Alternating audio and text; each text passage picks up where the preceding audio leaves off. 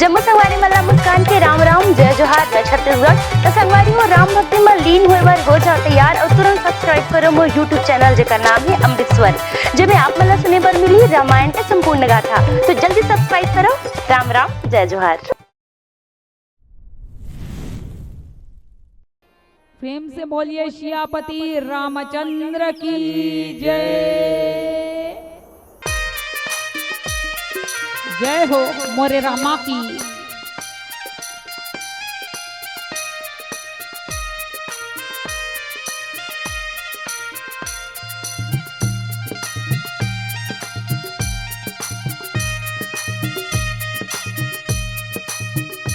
जिस भजन में राम का नाम न हो उसे भजन को गाना ना चाहिए। भजन में राम का नाम न हो उस भजन को गाना ना चाहिए। जिस भजन में राम का नाम न हो उसे भजन को गाना ना चाहिए।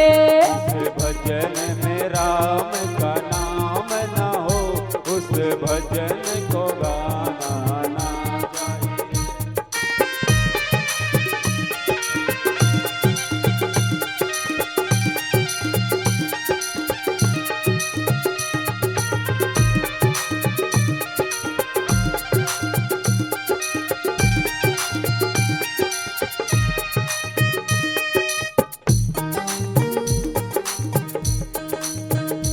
जिसे माने हमको जन्म दिया दिन उसका दुखाना ना चाहिए। जिस माने हमको जन्म दिया दिल उसका दुखाना ना चाहिए। जिसे माने हमको जन्म दिया दिन उसका दुखाना ना चाहिए। जिस माने हमको जन्म दिया दिल उसका दुखाना ना चाहिए। जिस पिता ने हमको पाला है उन्हें आग दिखाना ना चाहिए। जिस पिता ने हमको पाला है उसे आंख दिखाना ना चाहिए। जिस भजन में राम का नाम न हो उसे भजन को गाना ना चाहिए। जय हो जय जय श्री राम।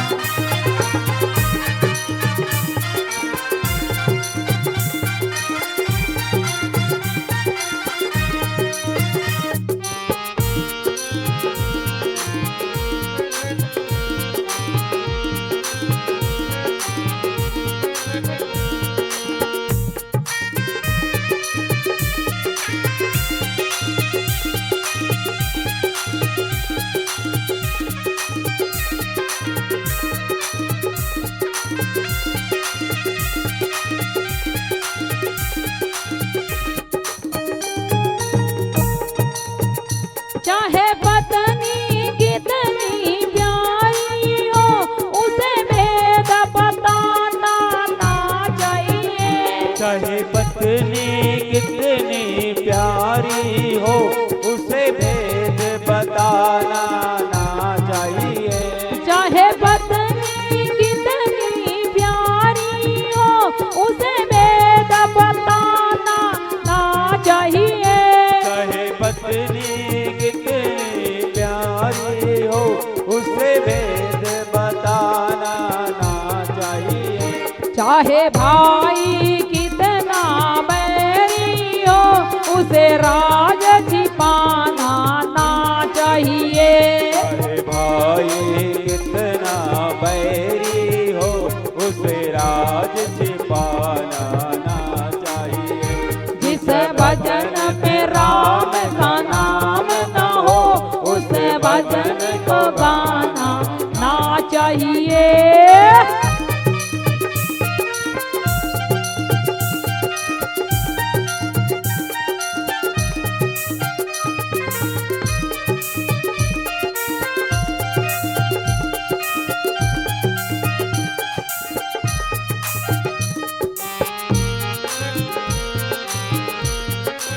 सही बात है। सृष्टि के रचयिता ब्रह्मा जी है, सृष्टि के पालन विष्णु जी, तो हमारे रचयिता हमारी माता है और हमारे पालनहार हमारे पिता है। उन माता पिता के श्री चरणों में बारंबार प्रणाम है।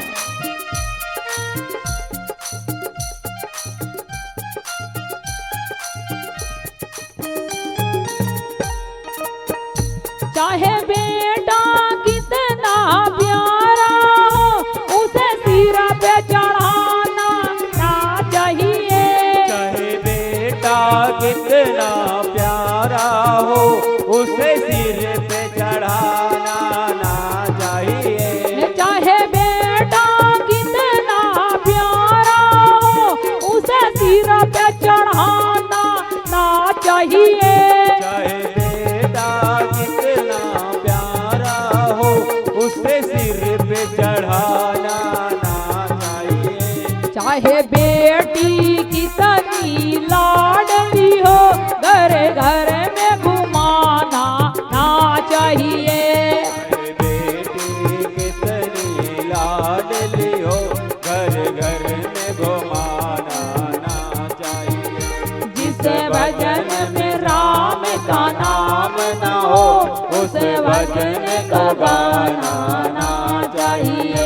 जिसे भजन में राम का नाम न हो, उसे भजन को गाना ना चाहिए। उसे भजन को गाना ना चाहिए।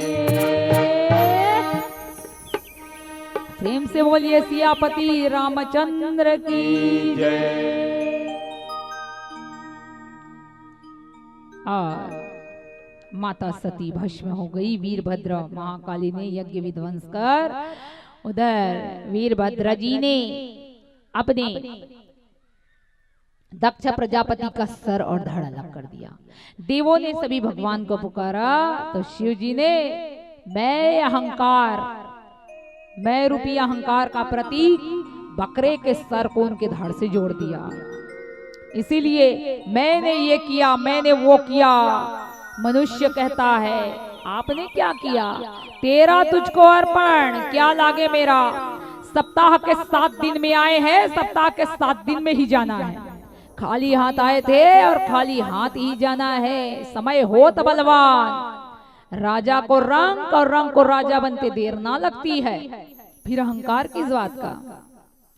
समय और भाग्य परिवर्तनशील है, न जाने कब किसका समय बदल जाए। इसलिए कभी भी अहंकार नहीं करना चाहिए। घमंड का घर सर्वदा खाली ही होता है। ये हमें शिक्षा मिलती है अपने शास्त्रों से, अपने ग्रंथों से। इसीलिए कहते हैं गर्भवती दीदियों को बिल्कुल गीता का ज्ञान सुनना चाहिए। रामायण के 1 दोहा 1 चौपाई हर दिन प्रतिदिन पढ़ना चाहिए।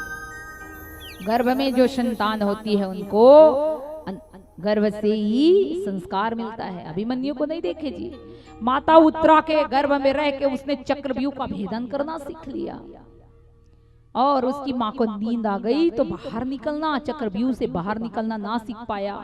इसलिए महाभारत में वो अभिमन्यु 16 साल का अभिमन्यु वो जो है चक्रव्यूह के अंदर तो गया किंतु भेदन कर वापस ना आ सका और वहीं पे वो मर गया। वो अभिमन्यु के कर्म थे। राजा दशरथ जी को जब हृदयघात आया, जिसे आज के युग में हार्ट अटैक कहते हैं, तो उनके चारों बेटा उनके साथ ना थे। वो उनके कर्म थे, दशरथ जी के कर्म थे। 4 बेटा नाम के, कौड़ी न काम के। आज के युग में भी ऐसा हो रहा है, माता पिता के वृद्धाश्रम और अनाथ आश्रम बनाया जा रहा है।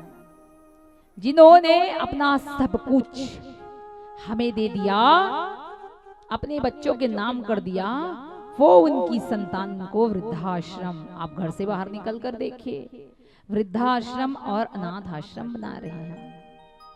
रायपुर में है एक बुजुर्गों का चौपाल, ऐसे नाम से एक वहां अनाथ आश्रम है। वहां जब हम गए थे, उस दिन हमारा जन्मदिन था। जब हम गए थे तो हमने देखा कि वहां कई माता पिता उनकी संतान उनको छोड़ दिए हैं। वहां ले जाके उन्होंने आज तक सुध ना ली। एक माता से मिले डबल ए में।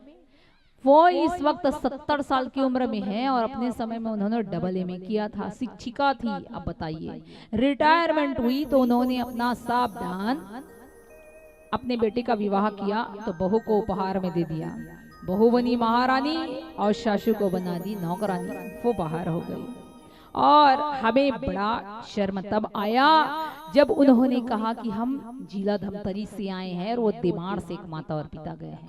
वाह, धिक्कार है ऐसी संतान को जो जीते जी अपने माता पिता को वृद्धाश्रम और अनाथ आश्रम भेजते हैं। किंतु भगवान के घर देर है अंधेर ना है। आपने जो किया है कर्म प्रदान ईश्वर रचि राखा, जो जस करही तो तस फल चाखा। हमारा ये भारत देश जो है कर्म प्रधान है भाई। यहाँ कर्म किए जा, फल की इच्छा मत कर रहे इंसान, और जैसा कर्म करेगा वैसा फल देगा भगवान। और यही तो है गीता का ज्ञान, इसी भारत भूमि में दोहराया जाता है। तो समय सबका आता है। आपने तो जिसने भी किया, शब्द सबके लिए ना होते हैं, सबको एक तराजू से नहीं तौला जाता। जो अच्छे हैं वो अच्छे थे, अच्छे हैं और सर्वदा अच्छे रहेंगे। भाव तो हमारे सिर्फ इतने हैं भाई। हम इस वक्त भगवत मंच से ही आए हैं, यहाँ भी हम मर्यादा मंच में ही हैं। भाव सदा हमारा एक ही रहा है जो हम हर जगह कहते हैं, तुम हमारे थे प्रभु जी, तुम हमारे हो, तुम हमारे ही रहोगे, हाँ मेरे प्रियतम। भगवान आप हमारे थे भूतकाल में, वर्तमान में भी हमारे ही हैं और आने वाले समय में हमारे ही रहोगे। किंतु अपने को भी समर्पित करना पड़ता है उनको। हम तुम्हारे थे प्रभु जी, हम तुम्हारे हैं, हम तुम्हारे ही रहेंगे, हाँ मेरे प्रियतम। तुमको छोड़ के हाँ मेरे रामा, कोई ना मीत हमारो, किसके दर पर जाए पुकारे, कोई ना हमरो सहारो। अब तो या के बाह पकड़ लो, हाँ मेरे रामा, तुम हमारे थे वो रामा, हम तुम्हारे हैं, तुम हमारे हो प्रभु जी, हम तुम्हारे हैं। यह भाव हमको जोड़ती है। एक कदम हम उनके ओर तो 10 कदम वो हमारी ओर। इसको कहते हैं सनातन। इसलिए कभी भी बच्चों का जन्मोत्सव होता है तो खीर पूड़ी बनाइए, ना कि केक काटिए।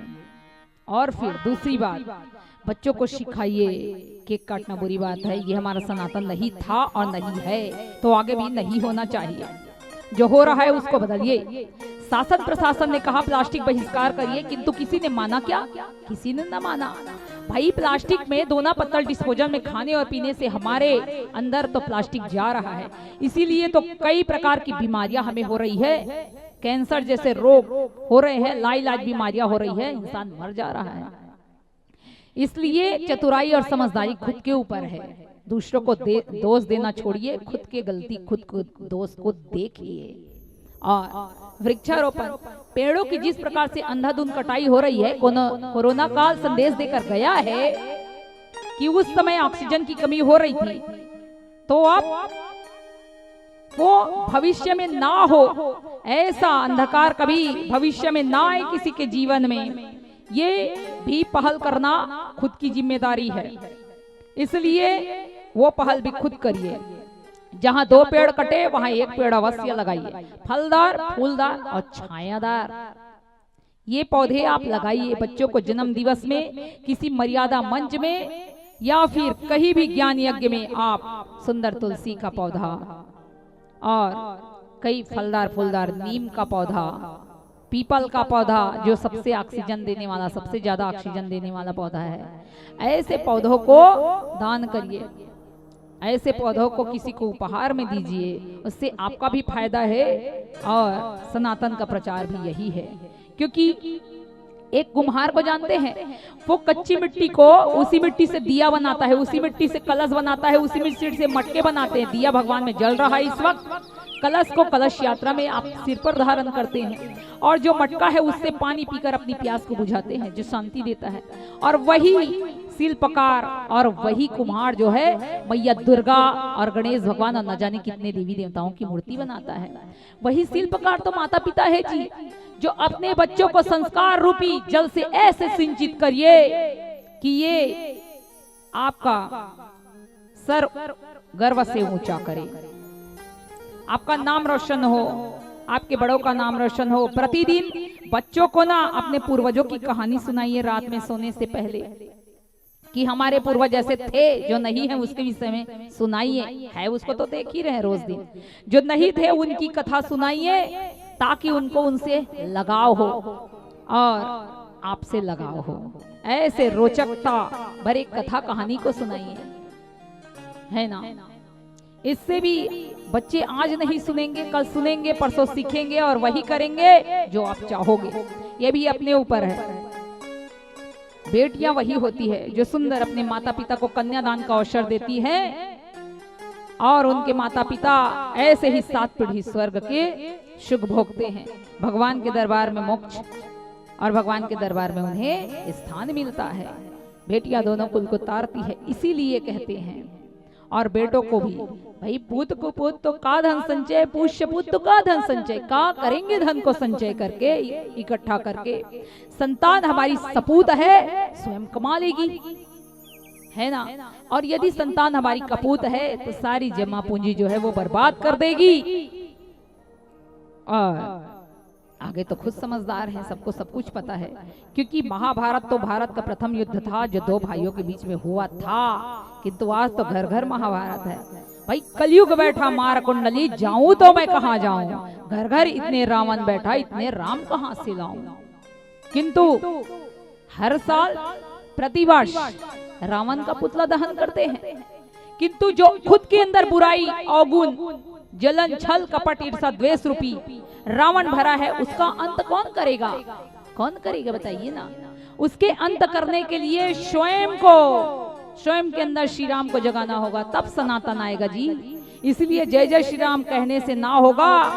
हम बदलेंगे युग बदलेगा, हम सुधरेंगे युग सुधरेगा। किसी ने बुरा किया वो उसका कर्म है, किंतु फिर भी हमने अच्छा किया, वही हमारा सनातन धर्म है, वही हमारा सनातन धर्म है। कर्म ऐसा करिए, क्योंकि जन्म लेना वो कर्मों की बात होती है, जैसा कर्म किया वैसा जन्म मिला। और मृत्यु होना समय की बात होती है, किंतु मरकर सबके दिल में राज करना वो परम सौभाग्य की बात होती है, परम सौभाग्य की बात होती है, जो हर किसी को नहीं मिलता। वही जगह मनुष्यों को पाना है। क्योंकि बड़े भाग्य मानुष तन पावा, शुर दुर्लभ सब ग्रंथन गावा। बड़े भाग्य से 84 लाख योनियों में भटकने के बाद हमें यह मानव का तन मिला है, उसका सदुपयोग करिए। और सर्वदा आप जो है, जिसको ऋषि मुनि साधु संत तक पाने के लिए तरसते हैं, परमात्मा ने वो स्थान, वो शरीर हमें दिया है। सार्थक बनाइए मानव जीवन को। कलयुग रूपी भवसागर से पार उतरने का सुंदर और सरल रास्ता श्री रामचरितमानस। प्रतिदिन 1 दोहा 1 चौपाई पढ़िए और सनातन के प्रचार में सर्वदा अपना जीवन लगाइए।